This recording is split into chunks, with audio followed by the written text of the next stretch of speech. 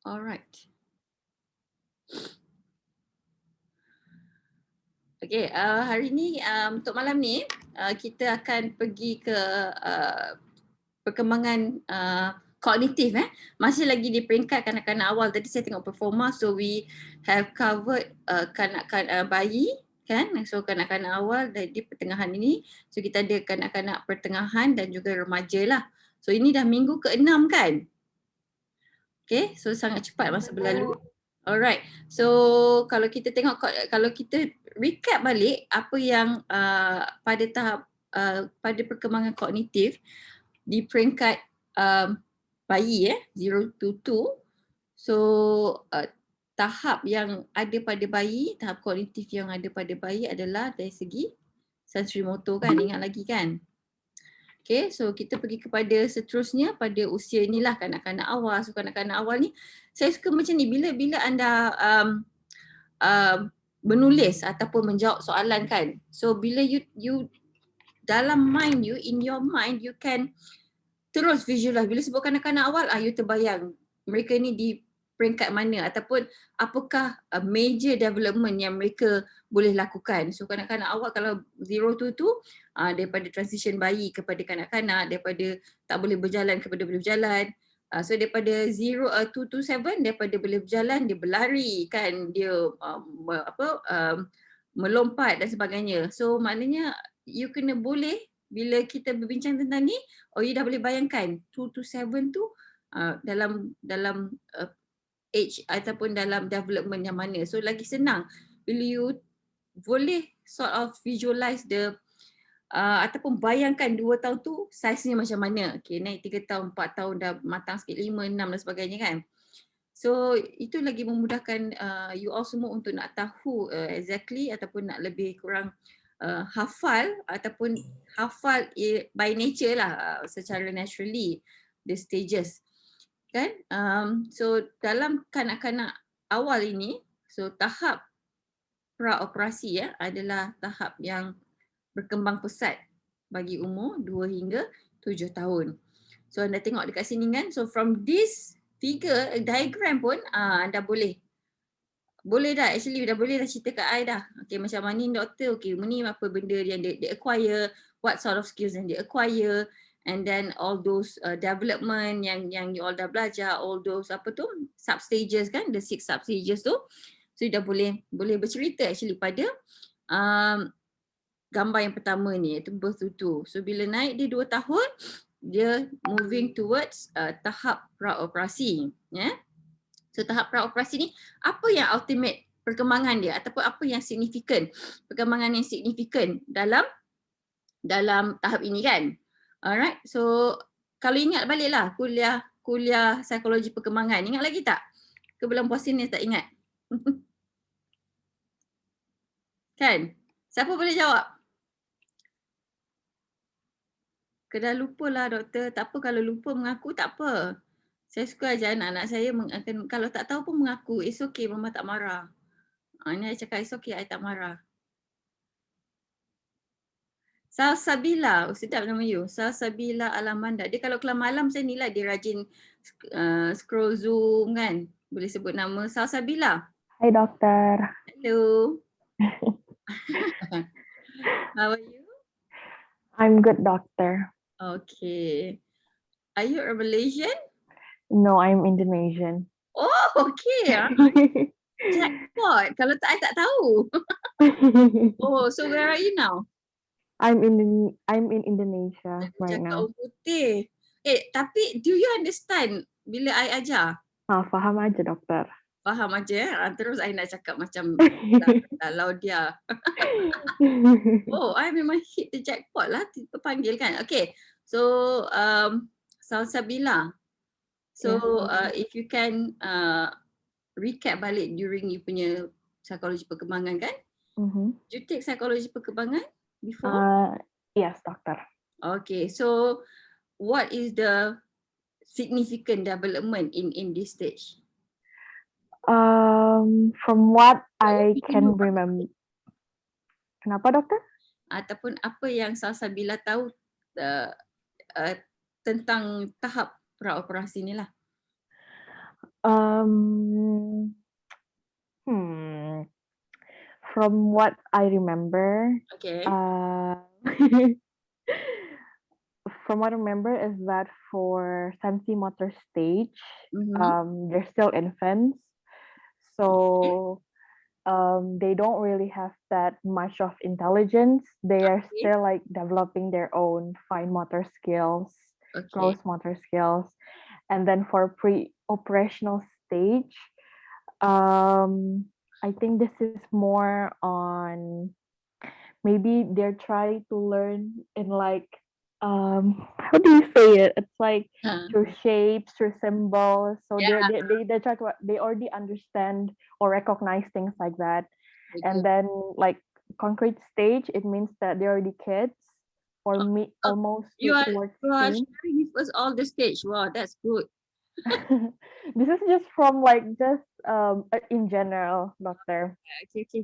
Okay, good, good. Okay, thank you, Salsabila. You're welcome, Nice doctor. hearing from you. If tak, I tak tahu ada I ada sudah. Alright. Okay.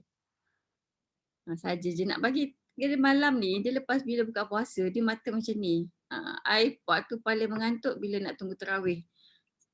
Syaitan tak ada kan, kena ikat kan. So memang kena tahan. So saya faham lah kalau you all tu senyap-senyap je kan. Okay. So cognitive changes in early childhood. So according to Piaget, pre-operational stage.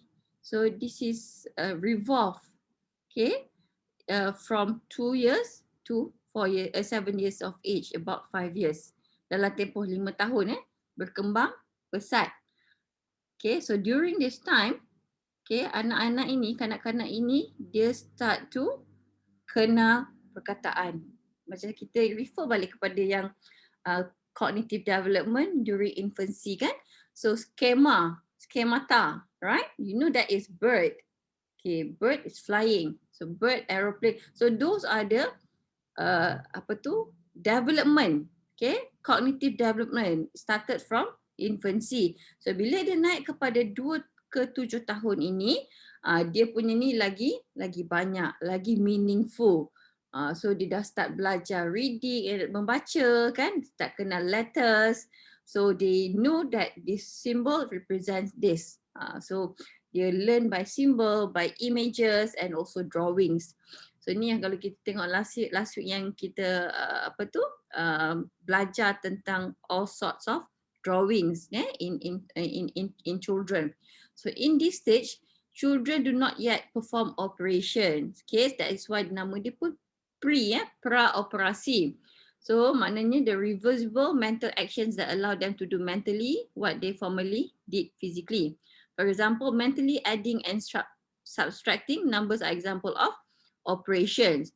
So waktu ini mungkin pada awal kanak-kanak awal, dalam kanak-kanak awal tu fasa yang awal tu masih belum ada lagi. Kan kalau kita bercakap tentang budak yang mungkin kanak-kanak berusia 2 tahun lebih, 2 tahun hampir ke 3 tahun lebih sikit, they don't really have ataupun tak equip lagi dengan all these mental operations. Bukan mental, saya sebut sekarang ni mental ni saya terbayang mental illness kan, banyak sangat duk cakap pasal mental illness mental health. Okay, mentally I mean operations, like if you say okay adik 2 tambah 2, kalau kena betul dia jawab 4, kalau dia tak tahu dia jawab apa-apa. So maknanya memang tak ready lagi for dia punya development waktu itu.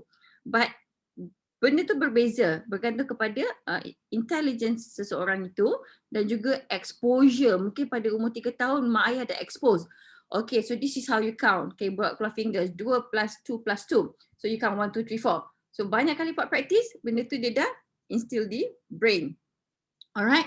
So ada budak yang 3 tahun lebih dah tahu, 4 tahun dah tahu kan. So dia berbeza, tetapi hakikatnya pada umur usia ini the operations are not really well developed. Okay. So this is when tahap praoperasi ini terbahagi kepada 2. Okay. So the first stage is the symbolic function. Dah tahu nama simbolik pun dah tahu simbolik tu apa kan. You tengok logo apa-apa, you dah tahu dah. Contoh kalau logo contohnya apa dia?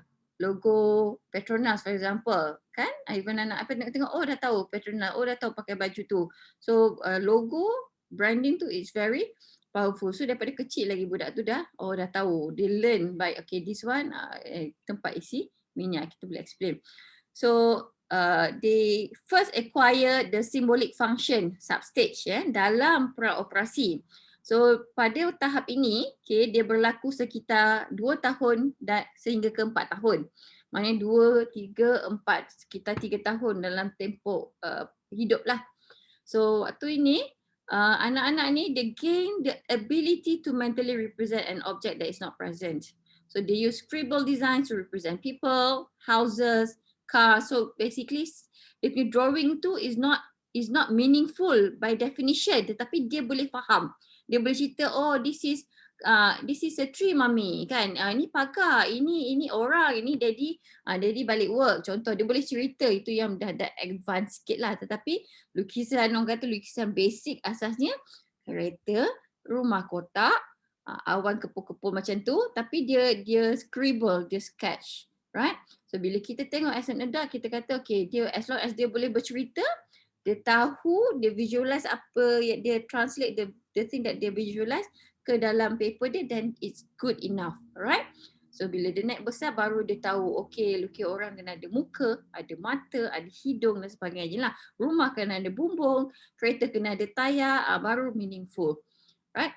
Jangan kita punish dia pula, apa ni lukis kereta conteng-conteng macam ni kan. So benda tu seperti membunuh minat anak itu, okay? So biar dia nak expresskan cara dia dalam cara yang bagaimanapun.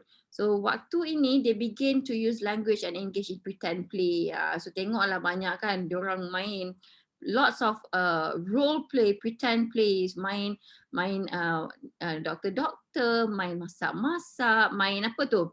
Kalau kita dulu kan, saya dululah, you all mungkin masak kat rumah, kita ambil daun, ambil pasir, ambil tu macam-macam, kita tumbuk-tumbuk. So that is another example of pretend play. Kan? So kita wujudkan, start to initiate pada usia yang awal. Alright, so kalau ni, apa ni? Dah pernah tengok kan? So thoughts are limited by beliefs. Okay? So pendek kata macam ni lah. Kalau budak tu nampak sebenarnya, kalau apa yang dia nampak tu, itulah yang dia percaya. But without analysing the abstract thing of that image. Okay, contoh. So in this stage, so berlakulah all this egocentrism, animism kan. So basically egocentrism ni is the inability to distinguish one's own perspective from someone else's perspective. Okay. So dekat sini kalau you Google tengok the 3 mountain task kan. So kita anda bayangkan kalau kita dulu buat projek kemahiran lukisan-lukisan ni kan, yang kita ambil paper, kita gamkan, basahkan surat khabar, so buat ni kan bukit. So kita boleh nampak the 3D element. But anak-anak ini kalau kita tunjukkan bukit yang 3 ini, ada A, ada B, ada C. Okay, ada D, maknanya dia dari sudut pandangan A, you akan nampak bukit apa? Yang warna biru, warna biru pula. Kata doktor luar ni betul ke tak betul? Warna brown, warna green and macam sort of olive punya colour kan? Okay, so bila kita tanya, kita bagi dia minta visualize, bagi any example of case study kan? So what can you see? Kan? If you are sitting at B contohnya, so dia tak boleh nampak, dia tak boleh visualize sebab apa yang dia nampak hanyalah from dia punya own perspective and they cannot tell, like contohnya Amar berada di B. Okay, A tu adalah Salsabila. Okay, Salsabila, can you tell me apa yang Amar nampak? Tak boleh, belum lagi. Contoh Okay, so dia boleh Google nak lebih fahamkan tentang eksperimen ini. Right, like from photo, from view A, itu yang kita nampak, betul? The first diagram ni kan. Okay, so from view B, ni Amar duduk ni, nampak kan? So from view C, bila kita minta apa yang view C ni nampak, mungkin Sharifah Hana lah kat C ni.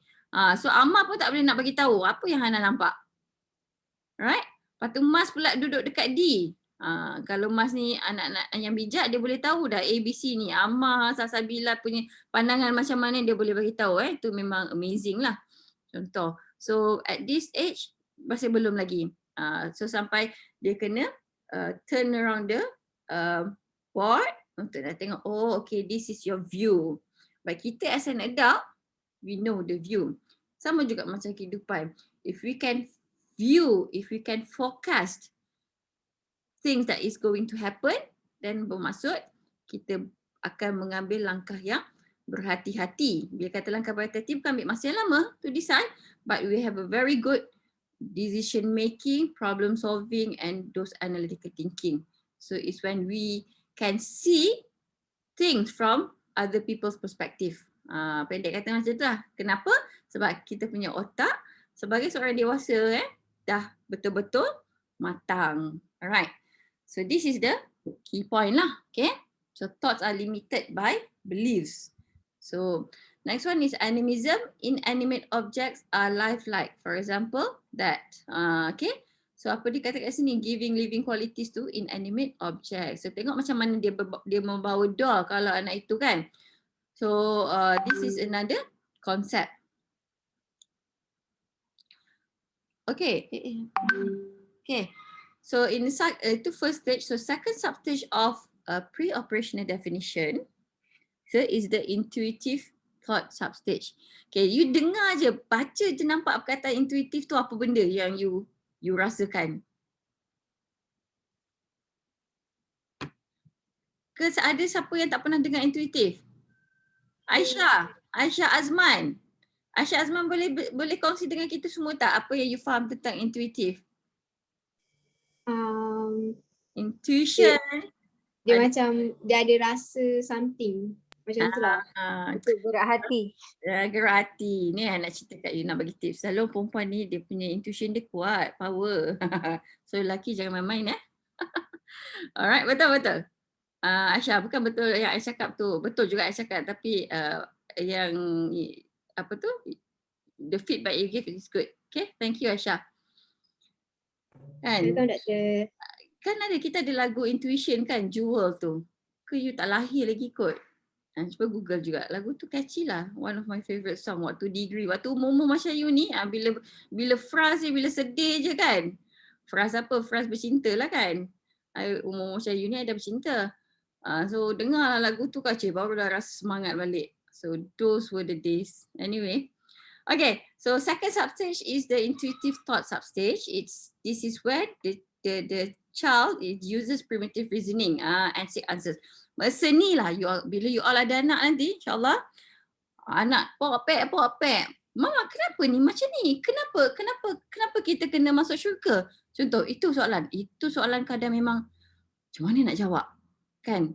Ada orang tanya saya, kalau orang tanya kenapa kita kena solat? Kenapa kena masuk syurga? Kenapa kalau tak solat? So macam mana benda-benda keagamaan? Sebab tu kena equip diri kita dengan ilmu-ilmu asas yang bagaimana kita nak memberi jawapan yang mudah difahami oleh anak-anak. Because kita tak boleh salahkan mereka kerana ini adalah perkembangan yang mereka akan lalui dan dia akan develop. Okay? So kalau kita memberikan jawapan dengan bernas, kita allow ada Q&A, macam I lepas kelas ni kan, allow you all ada Q&A. So maknanya anak itu akan lebih develop cognitively. Right, dia boleh fikir, dia boleh comprehend and they can take some time untuk nak it makes sense. Right? Rather than dah tak perlu tahu pun tu semua kerja Tuhan. Kan? Sedih kan dapat macam tu kan? Dah lah kena marah, jawab pula macam tu. So jangan macam tu So always jawab. Bukan saja keagamaan tetapi macam berkaitan dengan apa-apa yang dia nampak, dia always tanya. So kalau mak ayah rajin ni, maka anak kita akan nampaklah perbezaan anak ini bila dia membesar. Cara dia bercakap bagaimana, cara dia berfikir bagaimana berbanding dengan anak yang memang mak dah terus kena shut down. Kata total shut down macam PKP lah. Dia tak boleh nak langsung. So because whatever dia curious, it has been stopped there and then, right? So janganlah terkejut, kenapa anak I ni tak macam anak orang lain? Cuba fikir balik. Dulu-dulu masa dia kecil, masa dia start to learn vocab, to have all this interest kepada kehidupan kan, kepada orang sekeliling, sekitarannya, but the parents stop dia punya ni kan. So children seem so sure about their knowledge and understanding yet are unaware of they know what they know. Okay, ini kalau saya tengok ayat ni saya terbayang budak-budak ni kan. Balik sekolah dia kan, Mama, cikgu cakap macam ni, semua cikgu. Cikgu lah betul. Mak ayah dia semua macam tak valid sangatlah jawapan. So ini antara contohnya. So dia mungkin dia mistakenly understand ataupun comprehend apa yang dia cakap kan. So tetapi dia punya understanding it's still in limitation. So by age of 5, children commonly ask questions kan. You ingat tak, ada tak 3 soalan yang you tanya kepada mak ayah you? Siapa boleh share? 3 soalan. Mama, kenapa hujan turun ya? Macam mana hujan tu jadi, Mama? Mama je tanya kan? Oh tak, saya soalan-soalan yang sains kebat, saya cakap, tu tanya Papa. So dalam macam tu, again parenting. So ada kekuatan masing-masing. Bukan saya tak pandai sains, tapi kadang saya sayang dekat sel-sel otak saya ni untuk nak bersoal. Tak adalah. Maknanya bila orang lelaki ni dia explain dalam keadaan santai, dia lain lah macam sebab because me and my husband have different approach ataupun have different kata portfolio in raising up our kids for example kan. So macam soalan-soalan tanyalah ustaz, saya cakap tanyalah papa kan. Kalau kadang bila I agaknya pernah jawab salah kot, lepas tu macam termalu sendirilah. Okay, so tapi kita accommodate kepada soalan dia. Kadang-kadang macam it doesn't make sense, tapi tak apa. Kita puji dia because dia punya effort nak bertanya tu Sebab kalau tak, end up anak tu akan jadi pemalu. Bila pemalu, banyak sangat benda dia tak boleh nak explore. Okay, so confidence, communication skills, you cannot mix around with people kan. Asalnya dulu macam jenis yang outgoing dan sebagainya, but because of this component tak dapat. So why does the sun shine? Apa nak jawab? Bayangkan nanti ada anak kan, Alia kan, tanya mami, kenapa matahari ni terik mami, kenapa matahari ni panas? Dah nama matahari, ni malah panas. Macam mana nak explain? Kan? So nanti bila cikgu tanya sains, kenapa matahari ni kan, suhu matahari adalah bla bla bla bersains. Kenapa dia ni? So anak tu pun jawablah according to skema yang kita bagi. Kan macam tak best kan? Betul tak? Betul tak Farzana? Betul. Bagus. Okay. Alright. So what makes you grow? Kan? Lepas tu ini part yang mungkin sekarang ni agak-agak controversial kan, yang cikgu PJK tu kan, dia did you follow isu-isu semasa from a girl that buat TikTok dan sebagainya tu, TikTok kan, so Yes. dia kan, Yes. okay. Bagus ni budak-budak zaman TikTok ni, saya lupa pula waktu saya kena mengajar pakai TikTok je ni, tak payah buat kuliah kan. So what, Betul, saya tak ada TikTok. saya pun tak ada tapi saya tengok. Saya tak ada TikTok, anak buah saya ada yang Arisa tu, dia ajak I gerak-gerak badan semua. Anyway, daripada ini, what makes you grow? Dia akan tanya, Mami, why is this like getting bigger and bigger? Kita pun sebagai mak, no, it's not nice to say that. No, not in the public. Agak-agak apa jadi kat budak tu? Pada dia curious, kena stop there, and then dia apa? Dia Google lah. Tak susah pun. So apa jumpa? Lama-lama dia jumpa apa? Lama-lama dia ketagih apa? So kita kena fikir. Right? So from this age, starting from small age, as soon as dia start bertanya, dia akan curious. Sebab tu kita tahu budak ni dia punya level of curiosity dia Masya Allah memang tremendous. Kita kena rajin tak rajin dia. Tapi bila waktu kita tengah dalam keadaan tertekan because of work dan sebagainya, ada cara untuk kita nak minta dia pause dulu sekejap. Nanti kita akan back to you punya question. So itu cara dia, tapi cakap dalam bahasa yang dia mudah faham lah. Jangan stop dia macam tu. So macam mana kan? Kenapa? Nanti dia akan tanya macam-macam lah. Dia tengok kat mak ayah kita kenapa ni macam ni kan? Kenapa tu macam ni? Semua it's all kenapa. Soalan yang kebat. Why? It's not who, it's not what. It's how and why. Mostly why lah. Right? For W tu. Okay. So, okay. So kalau tengok ni, these are the main gist yang dia tengok lah ataupun yang anak-anak ni dapat. So one limitation of pre-operational thought is concentration, focusing attention on one characteristic to exclusion of all others. So macam tadilah yang Tree View Mountains, apa yang dia nampak dalam perspektif dia. Kan dia masih belum lagi melihat the whole perspective. So the young children lack conservation.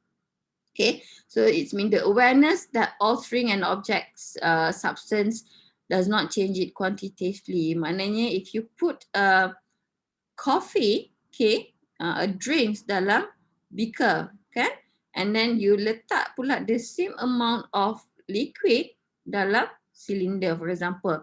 So beaker lebar, silinder tu tinggi. So bila kita tanya anak tu, yang mana yang paling banyak? Dia nampak air tu banyak, dia kata yang ini, kan. So anak-anak umur macam ni, dia akan cakap macam tu. Tapi kita akan cakap, oh sama je doktor. Memanglah sebab you dah besar. Alright. Okay. Okay. So kalau tengok dekat sini volumes, numbers, susun lah jarak. Dia kata, oh ni paling banyak. Mama ni paling banyak ni sebab banyak. Menarik. Kadang bila kita seronok bila tengok dia punya expression. Kan. The way they express it, the way they excite about it, kan. So buatlah macam-macam mana cara permainan tu kan. So bukan saja susun dalam bentuk Play-Doh, even dalam bentuk pensel, you susun panjang-panjang kan. Mungkin 10 pensel. Kan? You susun, okay, tengok mana paling banyak pensel. You susun satu bulat, satu lagi panjang-panjang macam ruler. So mesti dia akan cakap yang bulat tu lagi banyak. Tak, dia akan cakap yang panjang tu makin banyak. Sebab the lack of conservation, right? So in matter, so 2 equal balls of clay. So but once you squeeze one ball, kan? Clay ni so into a long thin shape. Dia kata mana yang lagi banyak. So macam ni lah kita test. Cuba you buat eksperimen lepas ni. Kan? Kalau mungkin anak itu cakap, okay sama je. Nanti bagi tahu kat I nak tengok anak itu ni lah dia punya perkembangan kognitif macam mana. Okay? So length. So 2 sticks of equal length sama. But if you move one stick, dia katakan, dia akan cakap lah, oh yang ni lah lagi panjang. Sebab dia memang panjang ni mama, betul? Right? So according to Vygotsky, tadi yang Piaget. So according to Vygotsky, okay, cognitive changes. Whereby he says that children develop their ways of thinking and understanding primarily through social interaction. Macam tadilah, mungkin tadi ada elemen yang saya dah masukkan. So they need this quality social interaction. Okay, meaning quality is you pay attention. You can accommodate kepada sebarang dia punya curiosity. That it's you akan dapat maximum development of cognitive pada anak itu, right? And then cognitive development depends on the tools society provide. Macam tadilah perkitaran kan. So children's mind are shaped by the cultural context, definitely Kalau apa saja belief family dia sampai ke besar lah dia akan memegang pada kepercayaan keluarga, keturunan dan dia punya the whole budaya itulah. And then language also has a role in cognitive development. Itu yang kata, kalau mak ayah dia tak bercakap, bagaimana anak itu nak berkembang dengan baik secara kognitif? Sangat susah sebab satu komponen penting dalam hidup dia tak betul-betul di-activate. Alright? So this is what we call as ZPD, the zone of proximal development refers to the range. This scaffolding ingat again yang sama cuma dia lagi enhance. Apa aktiviti dia? Mungkin di peringkat infant kita dah start ZPD ni tetapi bersesuaian dengan tahap dia punya perkembangan umur. So So bila dia naik kanak-kanak awal, naik 3 tahun, 4 tahun, 5 tahun, 6 tahun, so dia punya intensity of activity tu became much difficult or tougher sesuai dengan usia anak itu dan bagaimana anak itu menyelesaikan sesuatu masalah. So ZPD refers to the range of tasks that are too difficult for children, okay, children alone, but that can be achieved with guidance and assistance. Okay, so contoh kita bagilah. Okay, mama beli robot ni. Cuba pasang. Kita tengok robot tu 4 tahun. Anak kita 5 tahun. Okay, belum tentu anak kita boleh buat walaupun dia kata umur 4 tahun. Sebab bila kata umur 4 tahun tu mungkin the toy company tu dah buat permainan tu yang mungkin dia menguji dari segi keselamatan, safety, and also juga dia test pada anak-anak yang different level of IQ berbanding setting di sini, for example, kan? Tetapi when we expect that bila kata anak tu 4 tahun, anak itu toys itu 4 tahun, okay, dia tulis 4 ada gambar baby, but yang main tu anak kita 5 tahun 6 tahun, but dia tak dapat buat. And then we expect, no, you need to complete it because this is only for 4 years old. Mak kita ni dengan macam segala muka kurut-kurut kan. Apa anak tu rasa? Dia tak dapat buat ni. Without any guidance, assistance, encouragement, sama-sama main. So anak itu high likely to feel stress, down, and then rasa macam tak boleh nak complete. At the same time mungkin rasa guilt, takut dengan mak.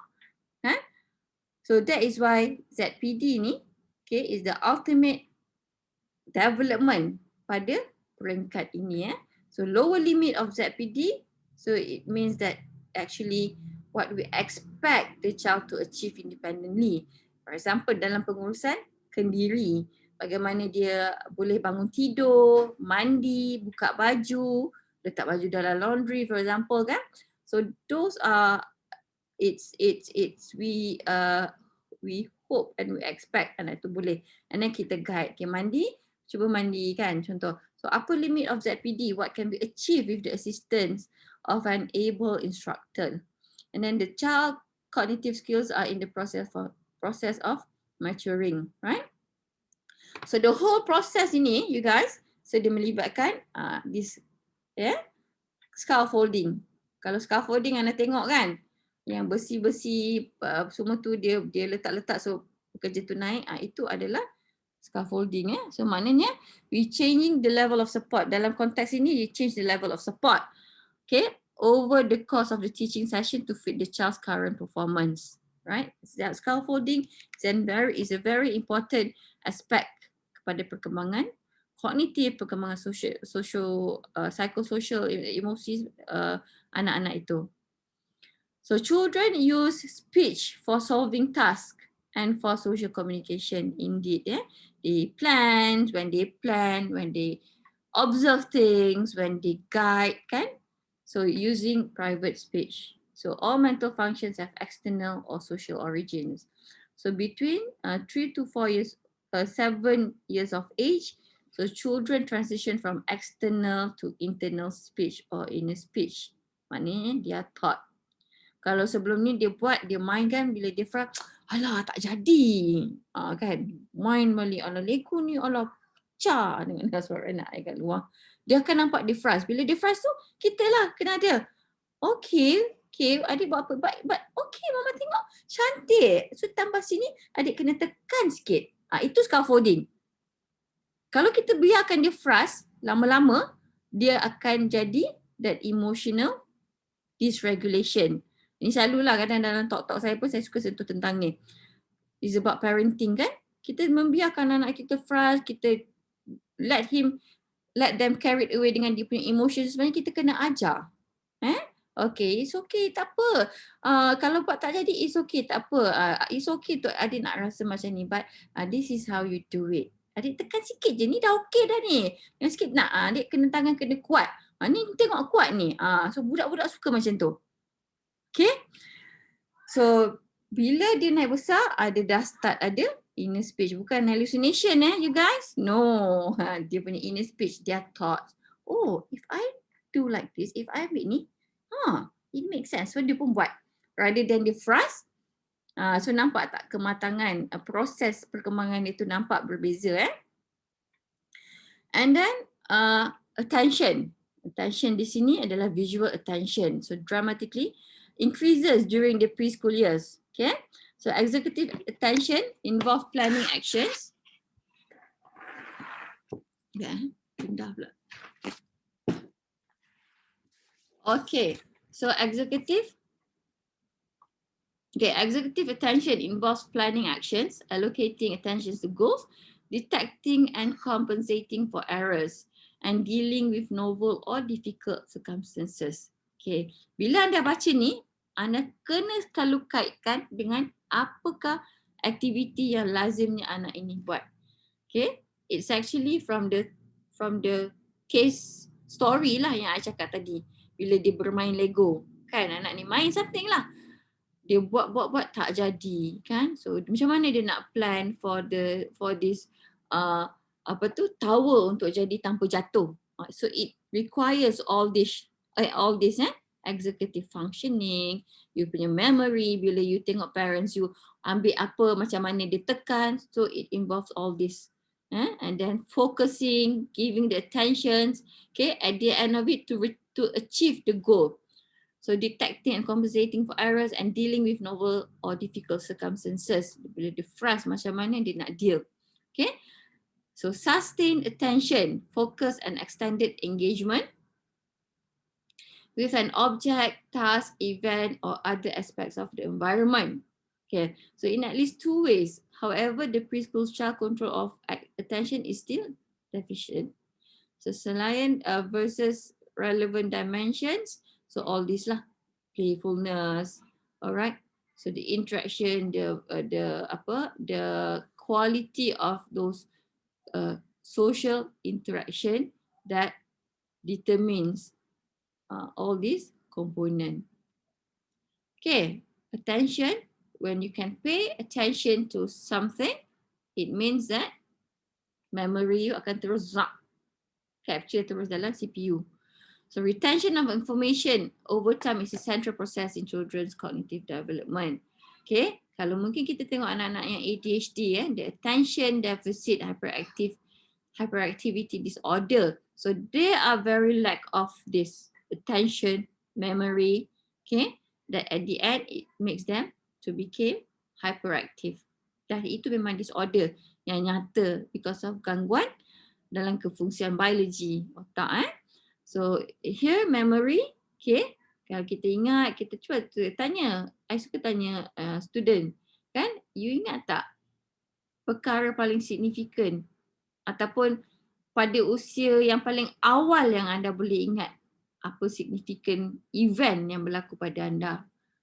Kan, contoh mungkin mak beli mainan, family beli, ataupun first time ingat tak bila mak ayah yang bagi something, bukan bagi something lah, ataupun whatever things lah, you pergi berjalan kan, ingat lagi tak dulu kan masa kecil-kecil kita pergi ni. Okay, bila kita tanya kecil-kecil, so the parents akan ingat, oh that was like during you 3 tahun and you can remember such thing. So that is the power of memory lah. Ada anak diingat, ada yang tak. Ada anak diingat by date. Sekian bila. Okay. So that is also apa dia? A long term memory lah. Ada yang ingat muka atau biography memory. Okay. So basically memory ni is being controlled in the frontal lobe. Kan? So implicit memory is memory without conscious recollection.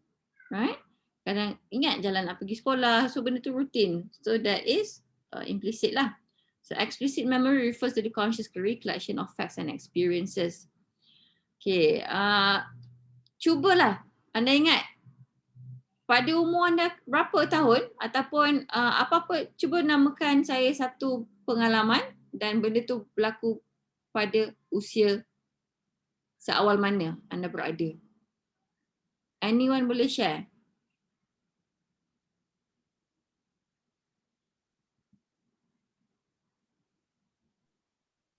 Saya nak share. Thank you. Siapa saya tu? Diana. Diana. Oh, sorry. Okay. Tak, saya ingat pengalaman pergi zoo Melaka Aha. sebelum saya 3 tahun sebab waktu tu mak saya masih pregnant lagi. Pregnant Seriously? adik. 3 3 tahun? sebab adik saya lahir 2 hari selepas birthday saya yang ketiga.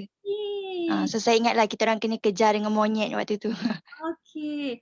Okay, bila dia nak ingat itu, masa you contoh 3 tahun kan, and then benda tu you duk ulang-ulang tak? Sebab ada gambar kan, so macam lagi ingat lah benda tu. Okay, 3 tahun Ah, Okay. Tapi you duduk di Melaka? tak, saya duduk Negeri Sembilan tapi parents saya suka bawa pergi zoo. Okay. Sebelum 3 tahun tu apa yang you boleh recall? Kalau pergi, saya ingatlah pergi zoo tu ada tengok badak air. Lepas tu saya ingat macam mana dia punya besi-besi sekeliling badak tu sebab saya terhantuk dekat palang tu. So Awak. it is you punya experiences.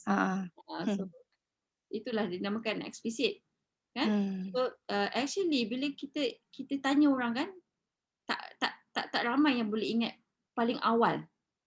Okay? Diana adalah salah seorang yang boleh ingat paling awal, maknanya at 2 years plus or approaching 3, which is young, you can recall. Okay? Alright. You ingat lagi tak badak sumbu tu pandang you macam mana? Tak, sebab dia dekat situ kan, dia punya badak tu dekat bawah tau. Macam sebab tu saya masukkan kepala dekat palang tu nak tengok badak tu. Lepas tu saya terhantuk macam tu lah. Tapi saya tak ingat lah macam mana badak tu punya rupa waktu tu ke. Okay, tapi tersekat lah dengan palang. Bayangkan kepala tu, you tersekat, lepas tu badak tu naik. Tak. Alright, Diana, thanks for sharing. Okay, so siapa lagi yang usia umur macam ni kan, akan awal ni dia boleh ingat? Saya doktor. Ya, siapa saya ni? Atika. Atika, nama Atika. Atika Zainuddin. Okay. Betul. Apa Saya ingat dapat first tindik telinga. Wah. Dekat pasar malam. Is it a good experience? Wah, pasar malam ada tindik telinga? Tapi dia bukan malam masa tu, tengah hari sebab saya ingat panas. Tapi saya tak ingat umur berapa. Tapi yang masa tu arwah ibu saya ada lagi. I see. Okay, masa tu Atika dalam umur berapa?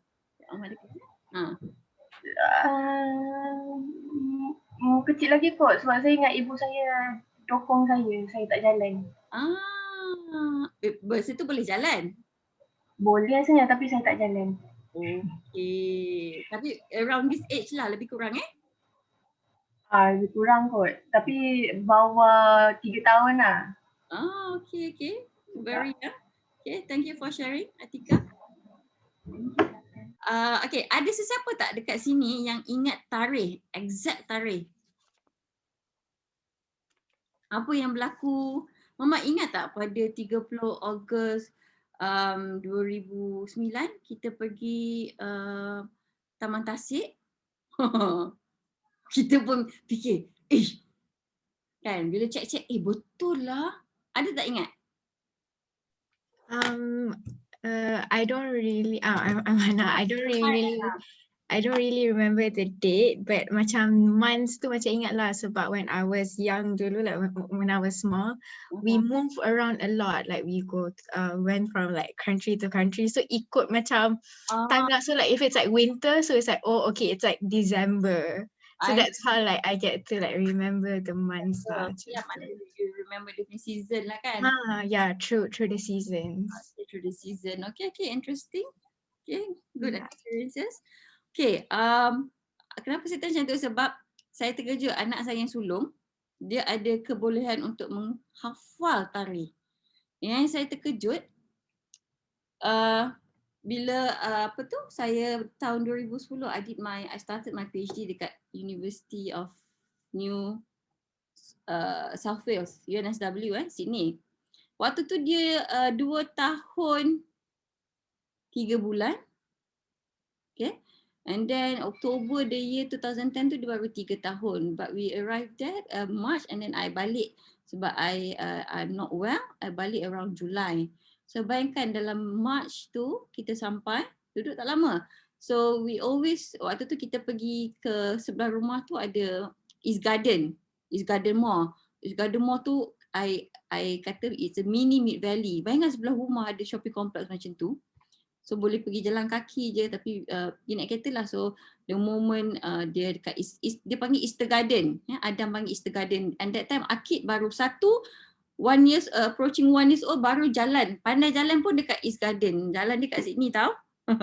Kan? Lepas tu bila balik Malaysia after few months, tiba-tiba dia cakap, dia kata, Mama ingat tak kita pergi Easter Garden? I was like, okay, bila dia boleh sebut. Nah bila dia makin besar, bila kita something, bila I macam had this conversation dengan my husband, bila kita pergi ni, dia boleh spot on date. Ni.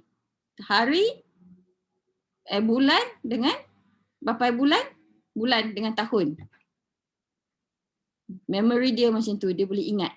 So I kalau nak tanya apa-apa, cuti kita apa-apa, raya kita bila tahun lepas, pakai baju apa, pakai ni semua, dia boleh ingat. Dia being granted dengan macam tu lah. Dia boleh hafal. I can relate juga, Dr. I jenis yang hafal like things through dates, but not like things that happened 10 years. 10 years ago pun macam lebih kurang juga. I can still remember date. Like I remember my mom had this surgery, like it was I think it was approaching 10 years lah. I still remember the exact date. I see. And then like the time. Usually significant things I can remember the date. The significant things Yeah, significant experience event. Yang macam Adam ni like cuti contoh cuti contoh lah, coming soon Nuzul Quran. Okay, last year Nuzul Quran berapa bulan dia boleh ingat. Raya, kita dah tak ingat dah kan? Raya berapa tahun lepas, kita pakai baju apa, tapi dia boleh ingat. Itu antaranya lah. So bila benda macam tu kita tahu, so kita pupuk always lah. Maknanya kita nak make sure that it is like tak adalah being neglected macam tu kan. But ada macam tu, ada budak dia tengok muka, dia boleh scan muka, dia dah hafal kan. Tapi orang lelaki ni bila dia kahwin ni, memang dia punya memory towards dates tu memang agak-agak towards the left side lah. Kadang lupa, tak ingat, so merajuk lah pasangan dan sebagainya kan. Okay, yes. Okay, so memory span varies by age, individual and experiences.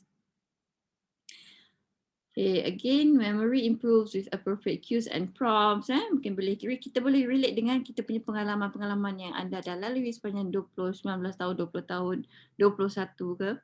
And then there are individual differences in susceptibility. So during preschool, children's autobiographical memory of significant events and experiences also increase. Macam like you had all this significant event, pergi tindik dekat pasar, Hana pindah-pindah, all this surgery, all this maybe the first moment you enter school kan. Apa yang you lalui, masih segar di ingatan itu. So itu adalah antaranya lah kan. Okay. So executive function. So throughout this information processing approach, so how this info being processed, so it's through attention, memory, executive function. So all this lah dia berkembang seiring. Dia tak kata mula-mula 3 tahun memory dulu, naik 4 tahun attention, naik 5 tahun baru executive function. No, benda ni semua serentak. So executive function is an umbrella-like concept. Okay. Of a number of higher level cognitive processes. So it involves a lot of processes, mainly cognitive lah. So from cognitive inhibition, cognitive flexibility, goal setting and delay of gratification. So basically executive functioning ni is when the child can have a very prompt and quick decision ataupun they plan, execute and they come up with a outcome. Contoh, maknanya dia boleh cepat, right? So advances in the executive function are linked with math skills, right? Language development and school readiness. Semua ini anak itu tak akan reach the optimum ataupun maximum performance if they don't have a very good social interaction and also experiences with people around them and also the environment, right? So benda tu sangat penting So development is affected by parenting practices, socio-economic status, okay, some aspect of language, communication skills, imagination, yang saya kata kalau kita halang anak itu daripada bertanya, kita merencatkan dia punya daya imajinasi, kan? Dan juga also the cultural background and also sleep quality. So all this kan, nak pergi ni lah, nak makan ni lah, mungkin tiba-tiba kalau dalam normal daily routines kan, anak tu kejap okay, dia dah plan actually. Sebab tu anak ni kena learn by routine. Kan, bila main apa benda nak main, lepas tu bila nak makan, and then macam mana dia nak terus lepas makan, dia kena okay, I know that I need to take a shower and then cepat quickly and then do something and then okay, main. Benda tu dah rutin, tetapi bagaimana dia nak melaksanakan tu, it's through all this function. Okay, ini adalah anak saya nombor 4. Okay, this is when dia umur 4 tahun. Okay, sekarang ni dia dah darjah 1. But when we notice like before pergi sekolah, dia masuk sekolah 4 tahun, before kita siap-siap nak pergi sekolah, dia akan dah ready siap-siap and dia start to take a book and dia start to read. Okay, so she reads at 4 years and 2 months. Okay, so I notice and then kita galakkan. Bayangkan phonics tu so yang buku tu, pai dan sang monyet. So dia baca pelan-pelan lah, tak apa. Kita guide. So naik 4 tahun setengah, naik 5 tahun dia dah fasih. So benda tu seiring dengan numbers. So bila dia naik 4 tahun ni, I first discover when she did this mathematical mental arithmetic. Okay, 1 plus 2. Okay, ingat dia teka je 3. Lepas tu I bagi susah sikit. 2 plus 3. 5. Okay lah, lebih kurang sama kan. 5 plus 4. So dia boleh jawab up to 10. Kan? So dia mula keluar tangan, lepas tu tak keluar tangan, dia sorok tangan dia, tapi macam bibir kira. Makin lama processing speed, dia punya pace dia cepat. So starting this age. Kan? So dia minat nak baca, minat nak explore books dan sebagainya, baik kita galakkan. Kan? So this is about theory of mind. It's awareness of the mental processes of the self and others. Okay? So some developmental changes at the age of 18 to 3 years. Okay? Pada tahun setengah sehingga ke 3 tahun. So understanding 3 mental states related to behavior is the perception, emotions and desire. So pada umur 3 ke 5 tahun, okay, they start to have that, they notice that these are all false belief. And age 5 to 7, so a deeper appreciation of the mind itself, right? And age 7 is understanding the beliefs and thoughts of others. So basically, we are aware, when the child are aware of what is happening. When they aware, meaning that they can think, bersesuaian dengan apa yang dialami dan apa yang berada di sekitaran dia. Okay, so there are individual differences. Okay, sebab tu saya kata setiap orang ni, setiap individu berbeza. Tak sama, umur je sama. Tapi performance kan, dia punya dia punya development itu berbeza. So different milestone. Okay, it is different, and young children's symbolic skills are also contributed to development of a theory of mind. So language development is also linked, is also likely plays a prominent role, and other factors that influence development of a theory of mind, for example, advances in prefrontal cortex functioning, engaging in make-believe play, and also engaging in mental state taught through social interaction. All these you boleh dapat from you punya the children punya social communication with family members and also friends. Sekejap ya. Boleh. Okay, kejap Mama dekat Close the door please. Thank you.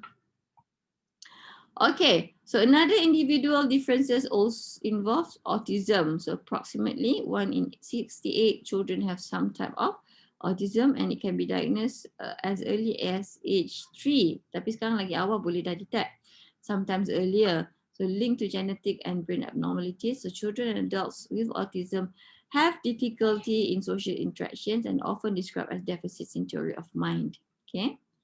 So in terms of language development, okay, they acquire this phonology and morphology. Most children become more sensitive to spoken sounds and better able to produce with sounds of their language. Okay, it depends on the dialect of the family and the mother tongue dia lah.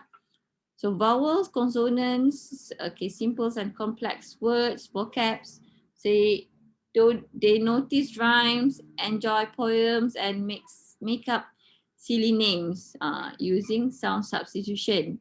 Atau budak-budak ni dia mudah ketawa bila dia dengar perkataan tu macam pelik-pelik kan. Kadang perkataan tu perkataan yang tidak berapa elok, tetapi bila dia dengar macam oh dia sebut lepas tu sebenarnya dia ketawa, dia kelakar dengan nama perkataan tu tapi dia tak tahu sebenarnya maksud di sebalik maksud di sebalik nama perkataan itu adalah maksud yang tak elok. So teruslah kena marah dengan mak ayah dia kan. Tak boleh cakap macam tu, sebenarnya anak itu tidak tahu. So this is when they explore. Okay. So by the time they move beyond two word utterances, children are aware of morphology rules. Right? Okay. You guys sekejap give me like 2 minutes sekejap. Thank you.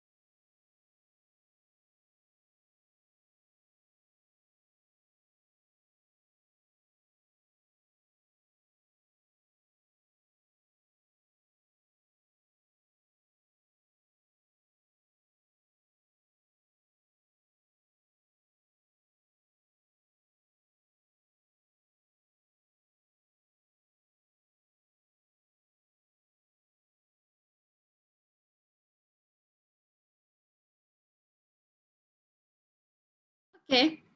Okay, kita sambung sikit lagi. So ingat so by the time they move beyond two word utterances, children are aware of morphology rules. And ini tentang ni lah all this language approach dari segi ilmu bahasa itu sendiri.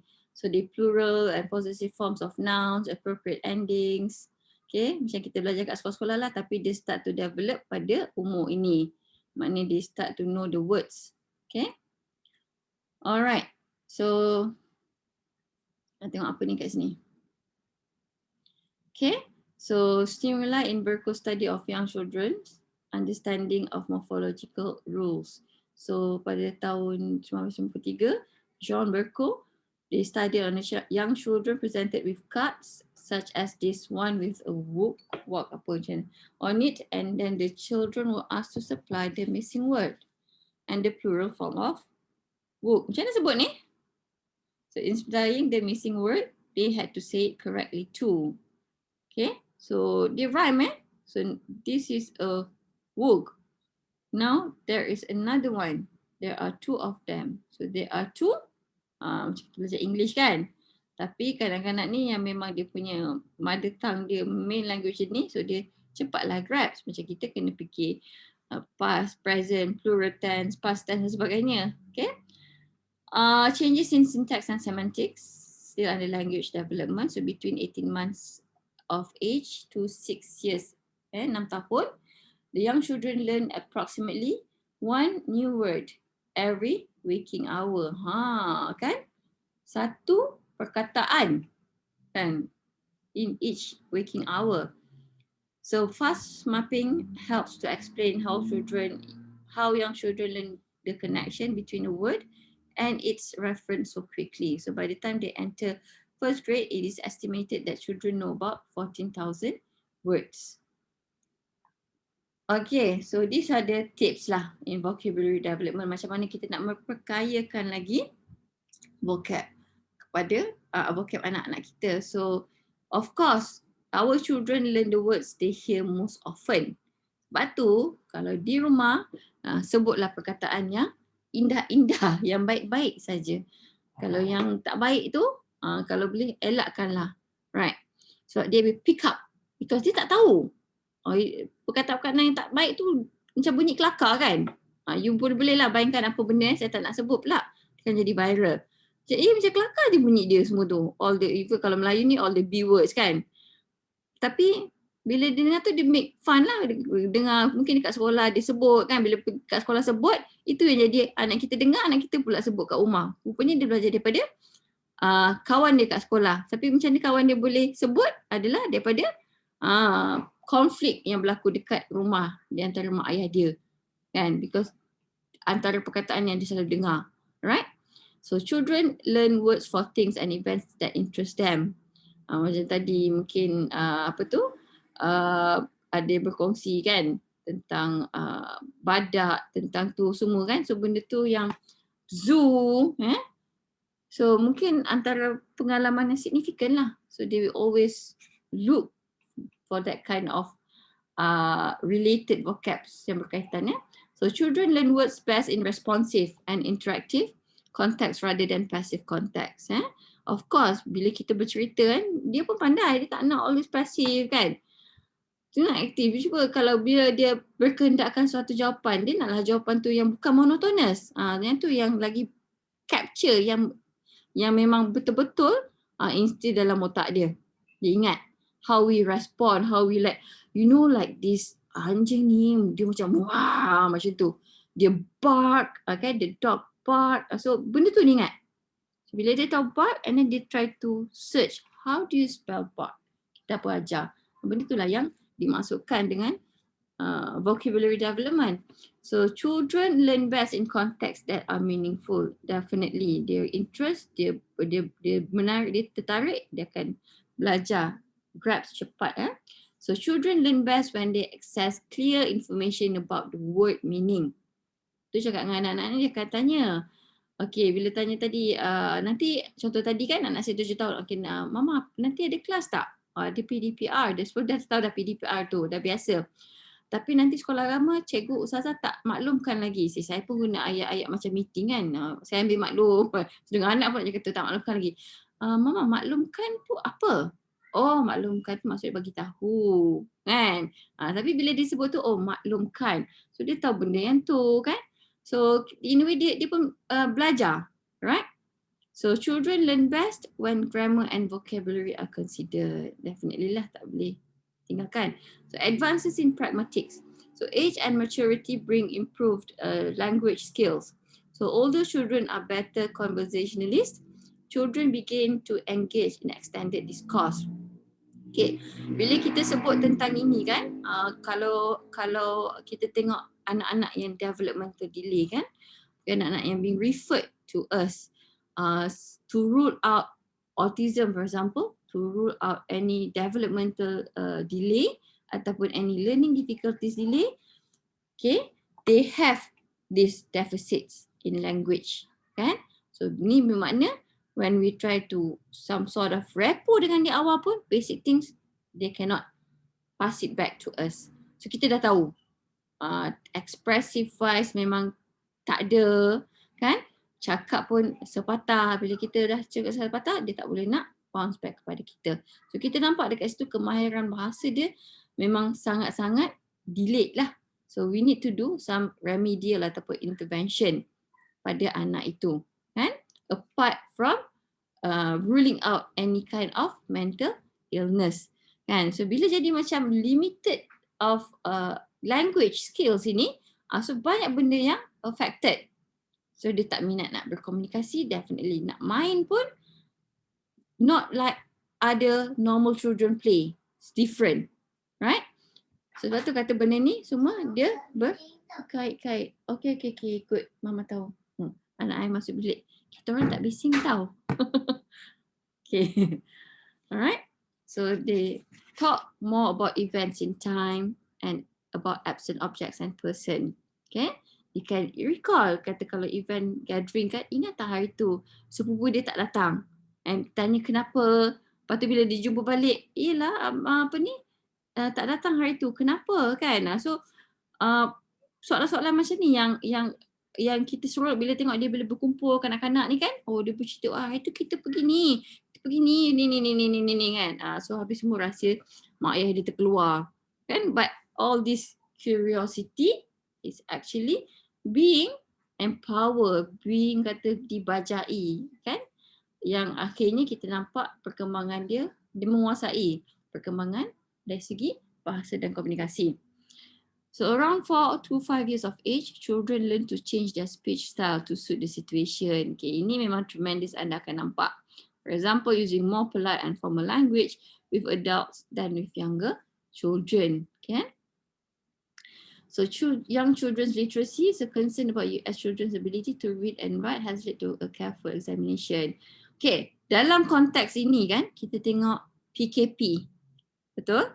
Kita dapat, kalau anda bacalah apa-apa yang perkembangan isu kanak-kanak, especially from the teachers, cabaran mereka adalah untuk mendidik anak-anak yang darjah 2, even darjah 1, darjah 2 because they don't master these basic skills. Kenapa? Ability to read and write sebab PKP pada awalnya. The whole year affected. Kan?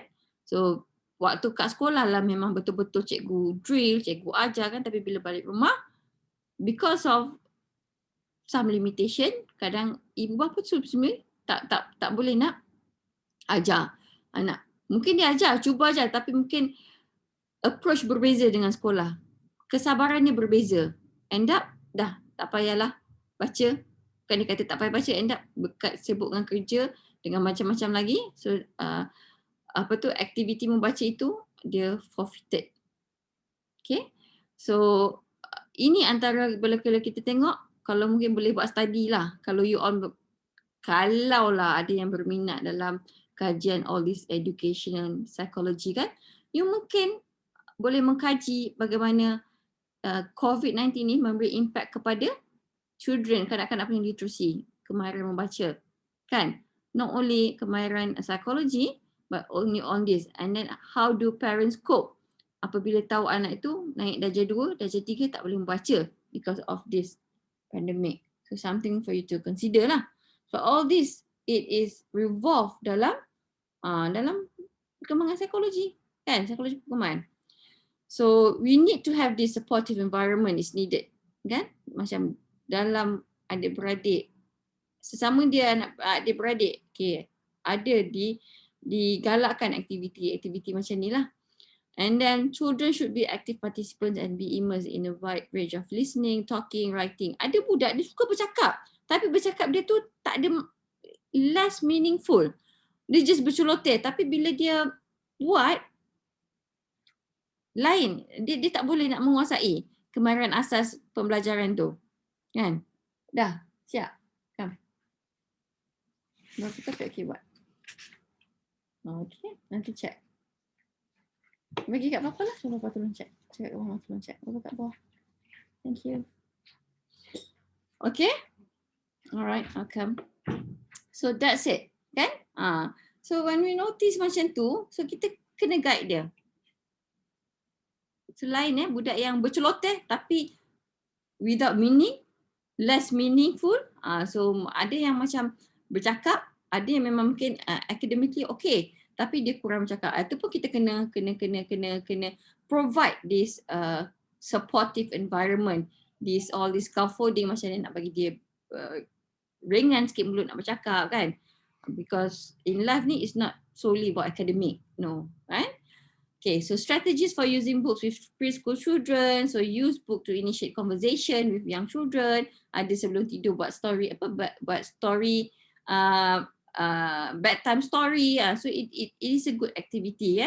So use what and why questions. Bila tanya kan, tengok macam mana dia comprehend, macam mana dia menjawab dengan, kadang ada dia menjawab dengan hebat, dia boleh pusing balik. So maknanya dia acquire that skills development. So encourage children to ask questions about stories. Bila baca kan, kita minta dia bercerita, tapi kita tanya watak-watak, janganlah tanya soal susah. So minta dia, kita nak tengok respons dia. So itu menunjukkan dia faham and dia boleh respon balik kepada kita punya persoalan. And choose some books that play with language. Okay. Alright. So thank you for that. Thank you for your attention and foremost is your time pada waktu ini. Okay.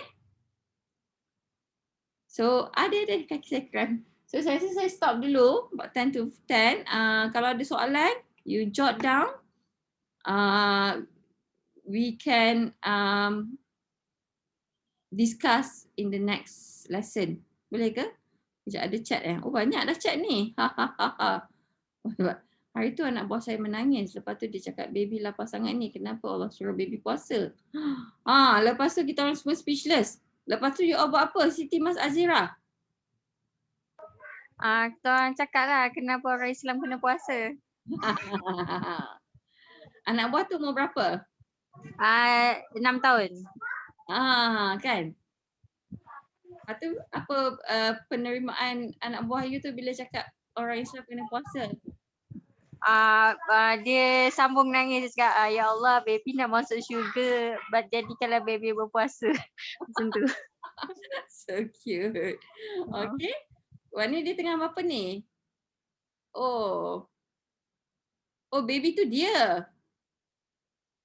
Ya, anak saya 6 tahun tu, kita orang panggil dia baby. Ingatkan dia main, dia tengah main baby doll, lepas tu. Oh bukan, tak dia. Nama gelaran dia kat rumah ni baby. Dia 6 tahun bagusnya puasa, cakap dia tahniah. Okay. Sebab mak dia janji nak bagi duit raya banyak. Nanti dia tak janji apa-apa ke? Tak ada. Okay.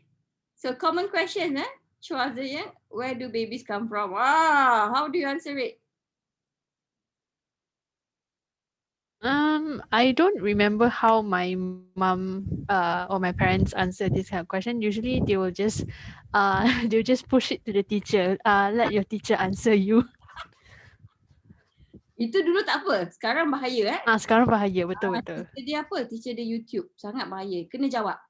Explain in a scientific way whereby God created a man and a woman. Okay, mama and abah. So dalam mama ada ni. Okay, dalam abah ada ni. Tapi cerita dalam masa yang dia pernah faham lah. Janganlah too serious. And janganlah tunjuk video apa-apa, nanti bahaya. Alright? Adik pernah tanya, Umi, kondom tu apa? Siapa tanya? Adik my brother when he was like 8 years old kot, dia tanya dia pun dekat meja makan, kita tengah makan. Dekat luar lah, dia tanya, kondom tu apa? Lepas tu my mom Aidah, you jawab tanya lah. abah. My mom cakap tanya abah. Lepas tu my dad literally angkat pinggan pergi nak bayar. dia belah. Lepas tu my mom macam okay lah, kondom tu untuk lelaki yang dah besar je boleh ada. Lepas tu dia cakap, oh so nanti kalau adik dah besar adik boleh ada juga lah. Now that he's old, kita orang macam cakap balik benda tu. My mom cakap, you better not have Okay, curious kan? Kalau you tak jawab, biar macam tu, dia type lah kondom. Bila dah keluar kondom tu apa benda yang keluar? Kan? Jangan type bulan puasa. Just joking. Okay, kenapa pula nasyid kita je? Ini memang. Kan, anak saya masa last week we went to Terengganu kan. Memang sampai sekarang.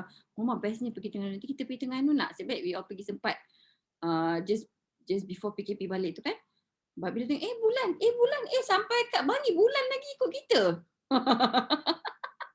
Macam nak explain. So cute kan? So oh my god, macam dalam itu. Apa ni? Oh okay. And then saya kata, kenapa abang lahir dulu sebelum baby? Okay, betul. Kalau anak-anak tengok gambar kahwin, gambar kahwin mak ayah. Kan? Kenapa mana adik masa ni? Adik on the way je. So, macam mana nak jawab? Dia curious kan? Kan mak ayah dah kahwin. Tapi kita tak ada pun. Kita pergi main ke? Mesti nak explain. Ada pernah, like my younger sister, she actually cried because she wasn't at my parents' wedding. Dia nangis so hard sebab tak ada pun dekat umi abah kahwin semua. We were just all laughing at her. Allah Akbar. Kan, but they are very innocent, right? Dia nak tanya, itulah kata dia punya perkembangan waktu tu.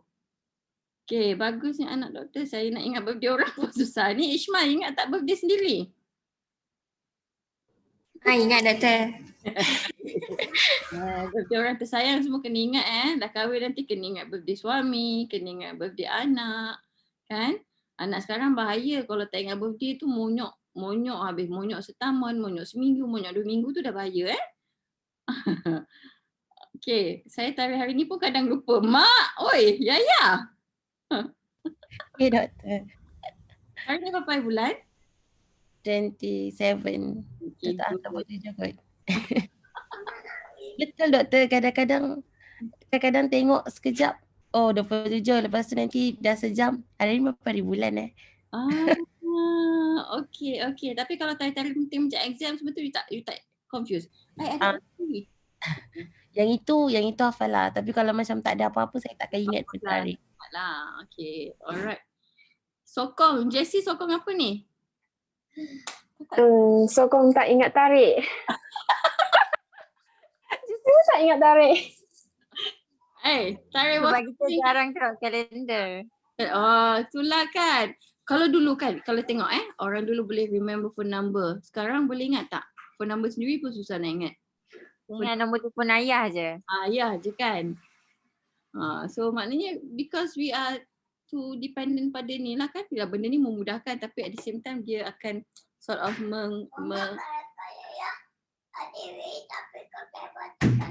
Oh, thank you. What this one? Jangan nampak bird. Nanti anak student mama nampak saya. Kakak tolong. Thank you. Anak kat sini lah pula nak wiwi. Adik. Nanti nampak kamera. Okay. Thank you kakak. Boleh relate kan? Saya ingat balik. Kalau kumpul-kumpul ni kan boleh buat cerita tau apa benda ni kan. I literally thought today is Monday. Ketinggalan satu hari. I ingat hari ni Friday. So that esok Saturday tak payah pergi kerja. Anak I pun menjawab. I asked him to take his medication last night. He said no need. Oh yo. Mak oi. My white blood cell don't need ubat. Fuyo. Ayah tukar nombor telefon. Alright. Okay, kita tak nampak, jangan risau. Oh ni. Okay. So I guess itu saja untuk hari ni. Thank you for sharing guys. Okay. Kalau tak ada apa-apa, kita jumpa insyaAllah minggu hadapan. Okay, tapi minggu depan saya tak boleh buat kelas on Tuesday morning. In fact, Tuesday morning ke malam ke apa. Malam buatlah, tapi saya penat sebab saya 3 hari minggu depan Isnin Selasa Rabu berada di Kementerian Kesihatan Putrajaya. Kan? So saya akan swap dengan Dr. Danila pada hari Jumaat insyaAllah. Jumaat pagi, so Dr. Danila akan ambil kelas hari Selasa lah. Kan? So kita jumpa Jumaat minggu depan. Kalau apa-apa you nak tanya berkenaan kuliah hari ni, you jot down Salim. Takutkan terlupa. Doktor, everyone sorry sebab nak tanya tentang quiz. Sebab ada subjek yang dah start cakap next week ada quiz 1. Terus saya nak tanya doktor. Saya akan buat lepas mid semester. Selalunya saya akan bagi you all dalam 2 minggu untuk buat quiz. Tapi tak ada. No. I think kursus ni dia tak ada quiz 1, quiz 2 kan? Saya pun tak ingat lah sebab dah tercampur aduk dengan performa subjek lain. Tak ada. If I'm not mistaken, cuba yang lain tolong recap balik. Ada doktor, quiz 1 dengan quiz 2. Oh, ada dah. 20% doktor. Okay. Thank you. Okay, then if that's the case, kita akan buat quiz pada minggu ke sama 8. Semua dah senyap. Okay. Time cuti tu ke? lepas cuti lah. Oh, okay. Cuti pun duduk rumah kan, mana boleh pergi jalan. Time cuti tu kan raya. Alah, raya pun boleh buat quiz semua online. It's all at your fingertips. Tak ada kan stress pula kan. Aduh, stress kan I kena handle pula. Tak adalah, kita buat lepas cuti. Alright, thank you so much, No Doktor. problem. Okay, satu lagi. Bila Mas dah tanya tu, saya nak cakap pasal tugasan individu. Okay, so dengan ini saya tak ada sempat buat write up, tapi basically macam ni, tugasan individu 20% saja kan. So anda dikendaki untuk membuat suatu penulisan popular. Okay, carilah macam mana bentuk penulisan popular, penulisan santai tetapi penuh dengan ada fakta, dan topik dia berkisar tentang kanak-kanak pertengahan. Okay, maknanya kanak-kanak sekolah dan juga remaja. Dan cari apa saja topik yang berkaitan dengan perkembangan mereka dan berkaitan dengan apa isu yang dialami pada waktu itu. Okay, anda boleh mengupas tentang apa yang berlaku. Kalau mana yang follow saya mungkin tentang kejadian bunuh diri, keinginan bunuh diri, tentang pengaruh telefon pintar dan kesihatan mental, tentang perkembangan emosi regulasi anak-anak itu. So cari satu topik, saya lepaskan dekat anda semua, tetapi fokusnya kepada remaja ataupun kanak-kanak pertengahan. Okay, dua tu.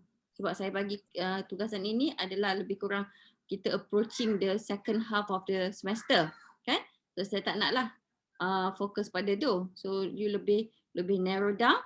Banyak sangat isu, dan bila bercakap tentang penulisan popular, ia haruslah ada definasi, ada some statistik atau prevalence ataupun some etiology, kan?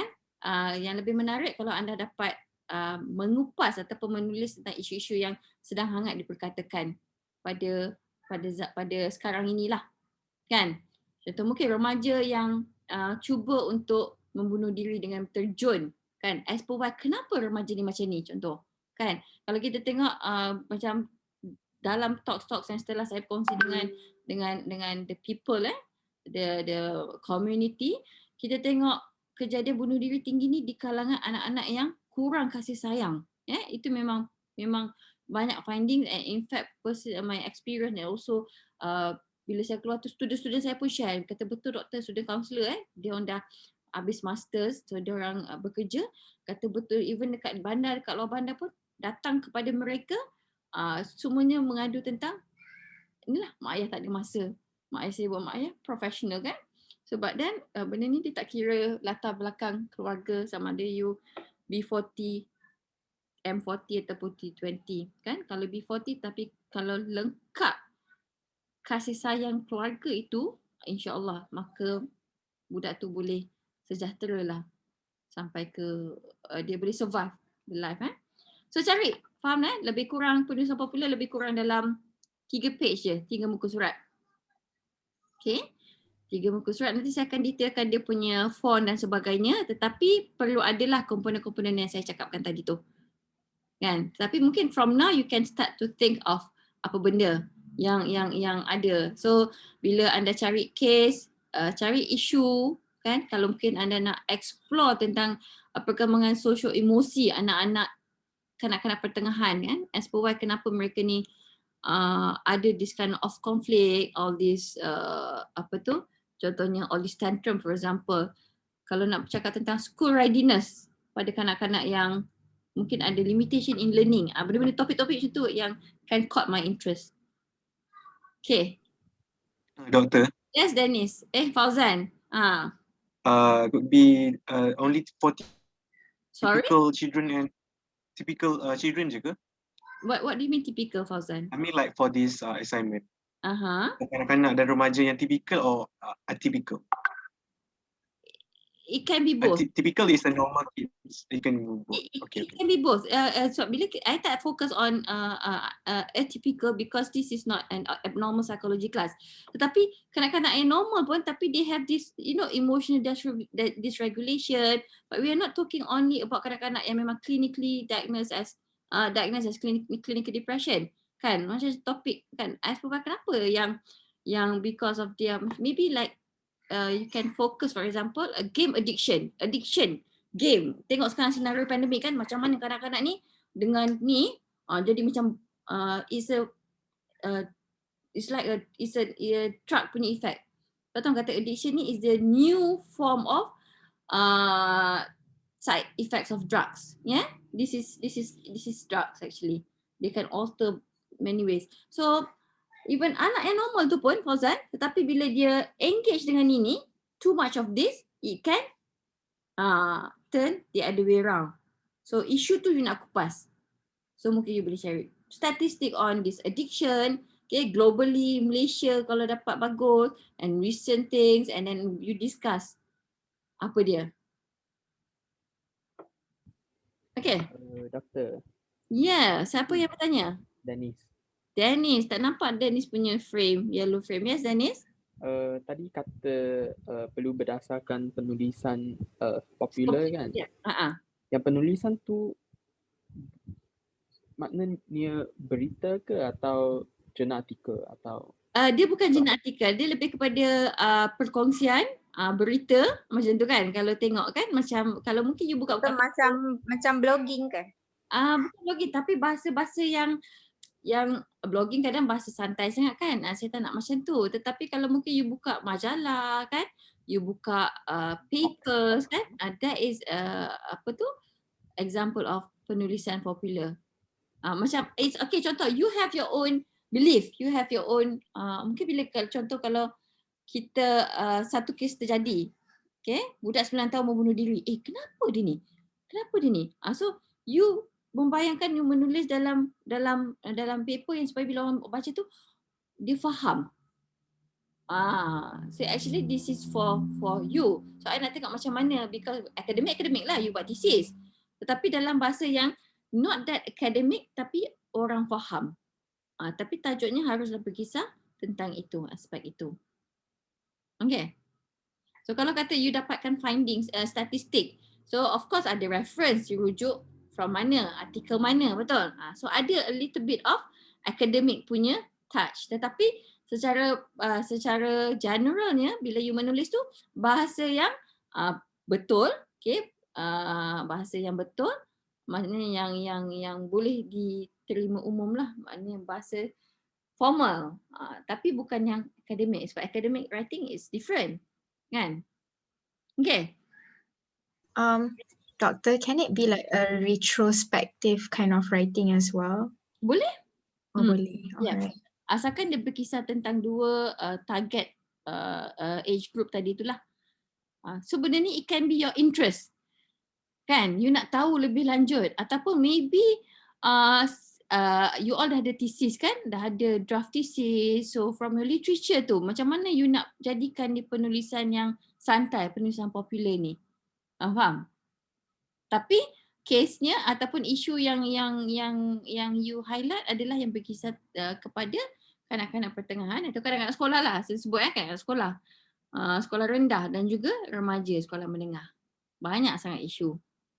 Okay. Alright. So kalau tak ada apa-apa, kita jumpa minggu depan hari Jumaat insya-Allah. So I end here. Terima kasih banyak-banyak. Assalamualaikum warahmatullahi wabarakatuh.